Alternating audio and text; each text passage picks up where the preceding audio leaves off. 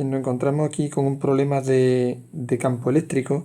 En este caso se trata de primero ver qué es lo que le pasa a un electrón cuando entra dentro de un campo eléctrico, ver qué le pasa a la trayectoria que sigue y a la energía cinética y potencial. Eso en el apartado A. Y en el apartado B nos da dos cargas, una distribución de dos cargas, y tenemos que ver el campo creado en un punto y luego también la fuerza que se va a ejercer sobre una carga colocada en ese punto. En el apartado A nos dice el problema que vamos a tener un electrón que va a entrar en un campo eléctrico perpendicularmente a la línea de campo. Vamos a suponer entonces que va a ser la dirección y sentido que va a llegar la velocidad. Por tanto, vamos a tener que el electrón se va a mover hacia arriba. Vamos a estudiar dos direcciones, que sería la dirección en el eje X y el eje Y por otro lado. Serían las dos direcciones que tenemos nosotros que tener presentes. Si vemos, por ejemplo, vamos a estudiar primero lo que pasa en el eje Y. En el eje Y no existen fuerzas, por tanto el sumatorio total de fuerzas que están actuando sobre el electrón sería igual a cero, y según la primera ley de Newton, esto implica que la velocidad no se va a modificar, luego la velocidad en el eje Y va a ser constante. Eso es lo primero que tenemos en esta dirección. Cuando estudiamos, sin embargo, el eje X, vemos que en el eje X, cuando un electrón entra dentro de un campo eléctrico, va a sufrir una fuerza que va a ir en sentido contrario a la línea de campo.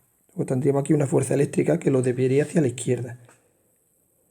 Según la segunda ley de Newton, el sumatorio de fuerzas que actúan sobre él, que ahora sí existen, es igual a masa por aceleración. Y esto va a implicar que la velocidad en el eje X va a ir aumentando. ¿De acuerdo? Luego ya tenemos lo primero que le va a pasar a la velocidad. La velocidad en el eje Y va a ser constante, sin embargo la velocidad en el eje X no va a ser constante. ¿Qué le va a provocar esto? Cuando nosotros vamos a tener que inicialmente el cuerpo se movería en el eje Y con velocidad constante, y en el eje X inicialmente no va a tener velocidad, pero vamos a tener una componente de la velocidad que va a ir aumentando. Luego iría así inicialmente, iría girando, girando, girando. Iría haciendo una cosa aproximadamente así, que sería exactamente igual al tiro oblicuo o al tiro parabólico, en el que también tenemos una dirección con velocidad constante y otro con la velocidad que va aumentando conforme pasa el tiempo. Luego la trayectoria que seguiría sería esa. Para hacer este segundo apartado del apartado A, tenemos que ver que, tal y como acabamos de ver, esta sería la fórmula de la velocidad. Acabamos de ver que la velocidad en el eje X va aumentando,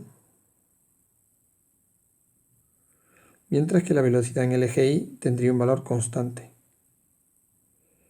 Esto va a provocar que la velocidad total, la velocidad, vaya aumentando. Como ya sabemos, la energía cinética es igual a un medio de la masa por la velocidad en el punto que sea al cuadrado. Como la velocidad va aumentando, esto quiere decir que la variación de la energía cinética sería positiva, es decir, el cuerpo iría aumentando de velocidad. Para ver la variación de la energía potencial tendremos que ver que, como solamente existen fuerzas conservativas, en este caso sería la única fuerza que estaría actuando, sería, como acabamos de ver, la fuerza eléctrica. Diríamos que en ese caso, cuando solamente actúan fuerzas conservativas, la energía mecánica permanece constante, es decir, la energía mecánica no cambia. Por lo que la variación de energía cinética más la variación de energía potencial será igual a cero. Esto lo que quiere decir es que la variación de la energía potencial va a ser igual a la variación de la energía cinética cambiada de signo. Es decir, el mismo valor que tiene la energía potencial va a ser el mismo valor en absoluto que va a tener la energía cinética, con la diferencia de que este signo menos le cambia el signo, por lo tanto, la variación de energía potencial sería negativa. Exactamente en la misma cuantía que está aumentando la energía cinética, estaría disminuyendo la energía potencial, de forma que se cumpla que la energía mecánica total del sistema permanezca constante. Para hacer el apartado B nos dan dos cargas, Q1 y Q2, colocadas en el punto 0, 0 y 2, 0, y queremos calcular el campo creado en el punto, en el punto 2, 2. Bien, para ver eso lo primero que tendríamos que ver sería el campo en la fuerza que se ejerce sobre una carga positiva de un culombio. Como Q1 y Q2 son cargas negativas, la fuerza sería de repulsión y por tanto S1 vendría en este sentido y S2 vendría en este sentido de aquí. Esas serían las dos direcciones y sentidos de los dos campos. Además tenemos que tener presente que el campo S1 vamos a tener que descomponerlo en las dos componentes que lo forman, que una vendría para acá y otra vendría para acá. Este sería S1X y esto sería E1Y. Y esas dos componentes tenemos que calcularlo.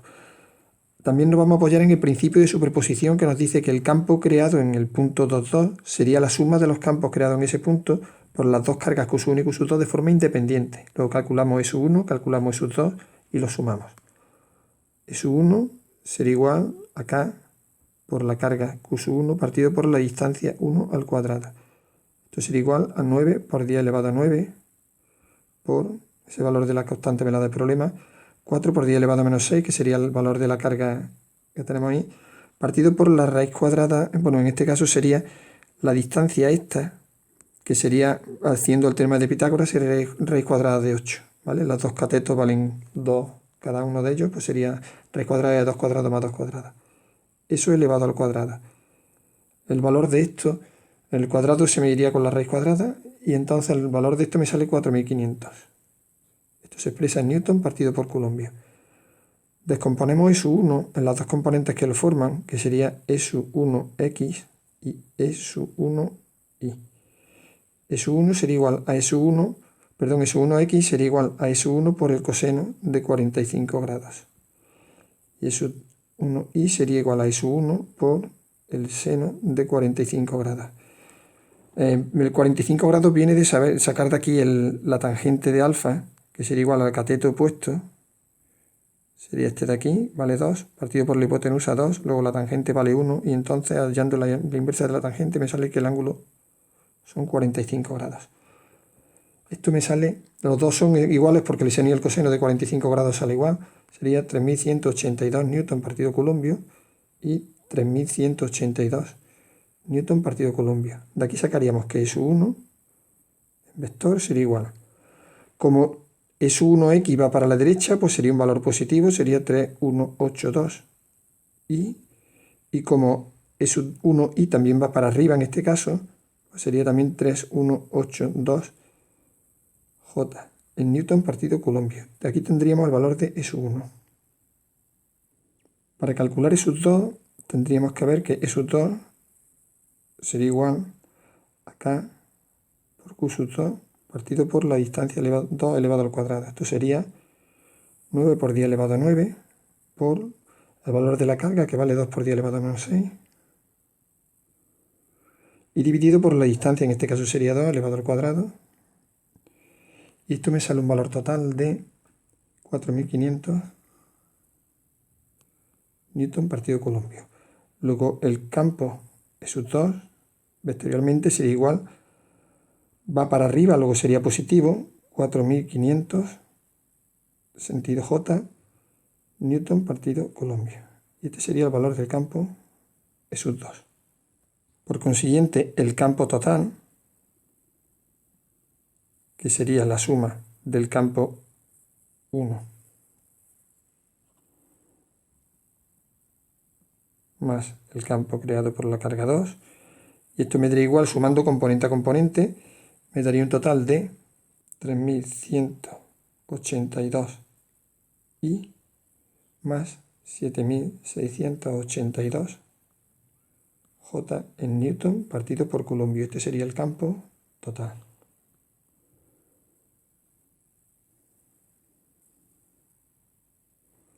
Y para el último apartado del apartado B, lo que tendríamos que calcular sería la fuerza que se va a ejercer sobre una tercera carga, en este caso de 3 por 10 elevado a menos 8 coulombios.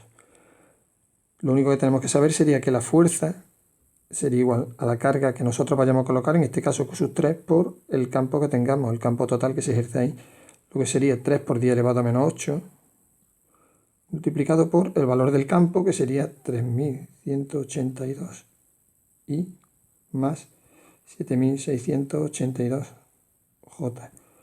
Haciendo este de aquí, me sale que el valor de la fuerza sería igual a 9,55 por 10 elevado a menos 5 y